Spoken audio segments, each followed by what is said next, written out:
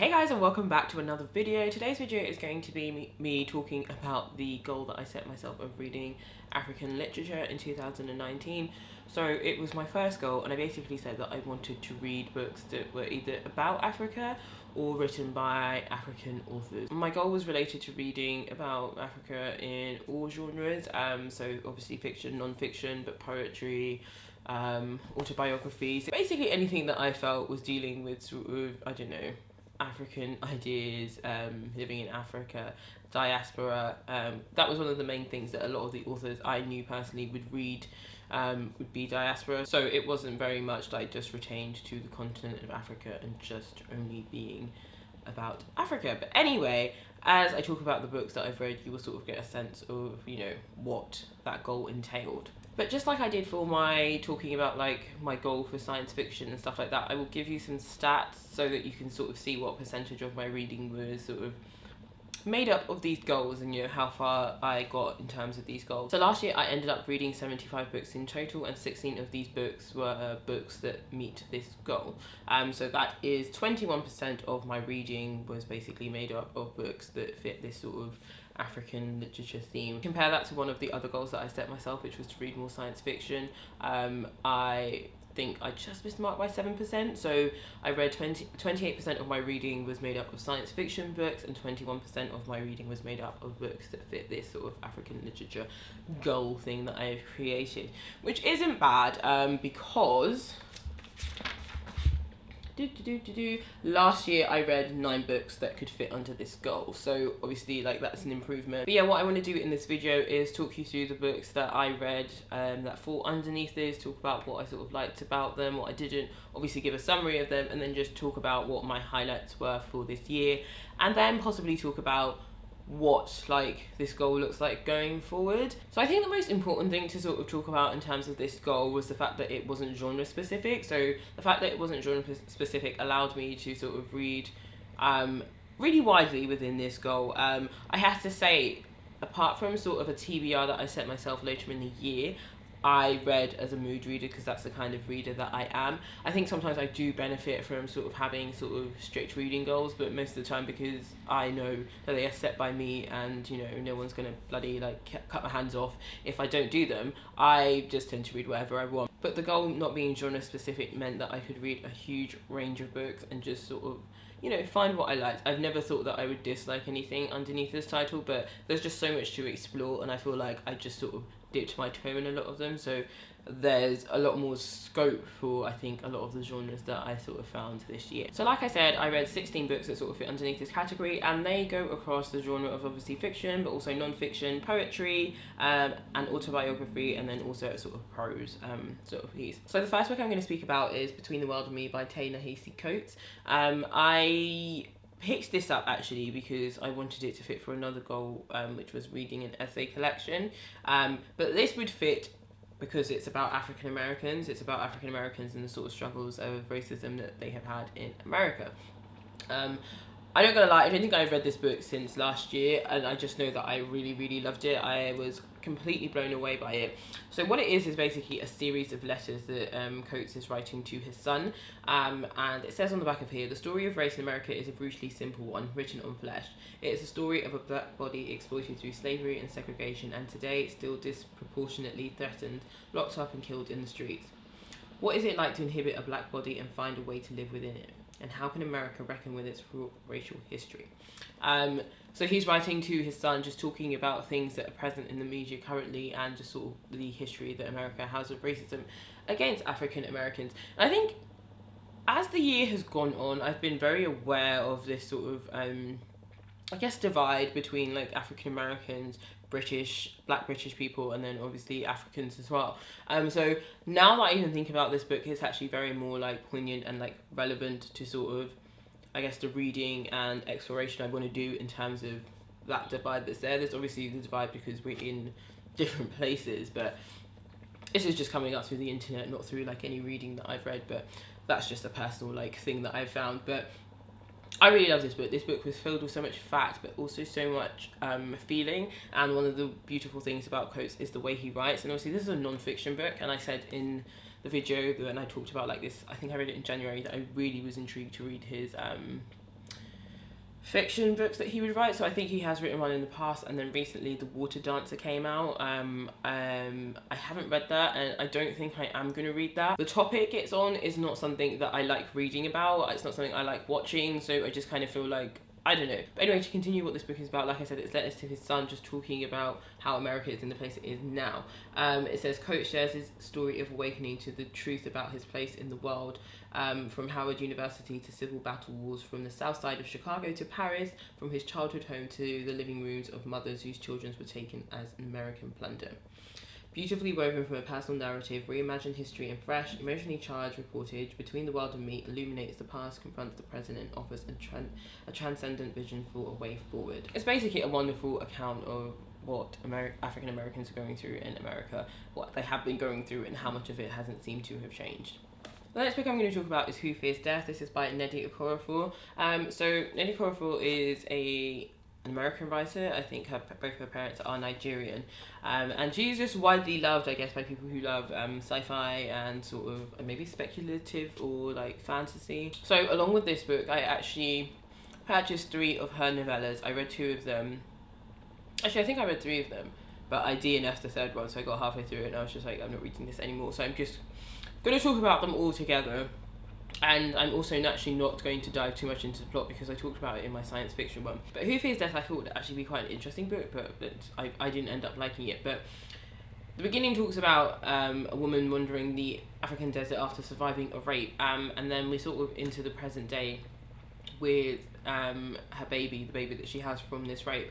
And that baby's name is Onyewosu, and they call her Onye, and it says here, Onye is fated for a life of violence, to be an outcast, because in this world that we're in, mixed race children are usually seen as really violent. I think maybe it's that sort of outcastness that actually incites that in them.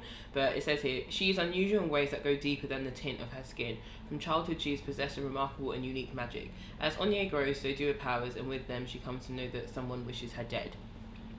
And so as a result of this, she embarks on a journey along with like 3 of her friends, to go and sort of find the person that wants her dead and sort of, you know, defeat them. All that happens in this book is they travel along the desert, they encounter some things, they defeat those things, and then they find the person that they're looking for. It just felt really flat to me. I didn't like it. There was a lot of obviously magic in this, which I didn't mind, but it just felt like Onye, our character, was the person who could do like everything. Like there wasn't anything that she couldn't do. She was being trained in some way by someone else who would only ever train men, but of course now he's training this one woman because she's the special chosen one. So she, you know, is sort of harnessing and like refining her power through that. But a lot of it is the fact that she can do so many things without like ever being taught, which is fine, but then everyone else seems to have been taught, and that's how they have developed their magic. So it just really didn't make that much sense to me. But yeah, it wasn't a book that I enjoyed. And then in terms of the Binti Trilogy, I just didn't enjoy it. I didn't enjoy what it was about. There was a floating jellyfish, which was just taking it into the realms of sort of, I guess, fantasy and stuff that I'm just not really here for. In terms of the story, I felt like the first book tried to cram too much in. There was so much going on, and it was so hard to tell what was actually like real, what was actually going on. And then I felt like what happened in the book is just never really fully addressed. It just seems like, oh, it's all right, and then obviously you get the 2 subsequent books which are dealing with the repercussions of that sort of, but honestly by then I'm not interested. And there's just a lot of focus on the traditions. I think maybe it is set in Nigeria, or if this book is set in Nigeria. There's a lot of sort of talk of the traditions of like the different tribes, especially the tribe that our main character Binti is from. That bit was quite nice. It was nice to see how that was fused with this sort of sci-fi world, and this new sort of technology world that they built. But honestly, the actual storyline was a dud for me. I just genuinely was not interested. And again, Binti was a bit like Onyewu for me. Like, just seemed like there wasn't anything that she couldn't do. Like, these people are just getting powers from everywhere, and I just wasn't here for it. The next book I'm going to speak about is Changes, a Love Story by Ama Ata Adu. I ended up reading and like finding out about her because she sort of compiled the anthology, or edited the anthology that I read last year, which was called African Love Stories.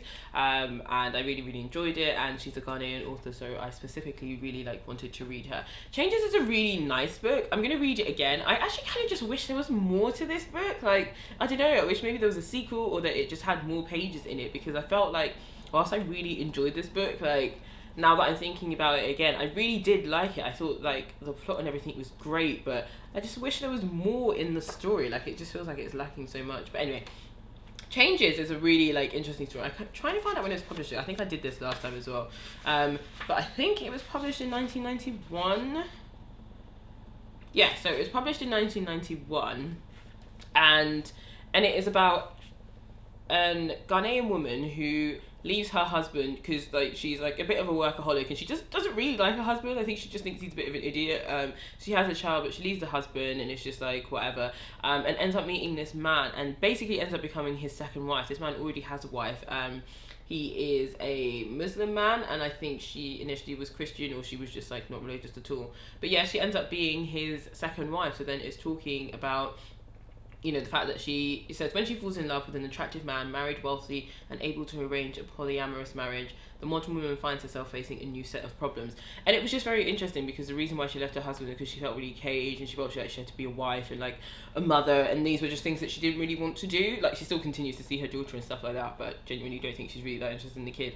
But it was just very interesting because she moves into, obviously, you know, being her own woman, but then she moves into a new set of problems, and it's about how she deals with those issues.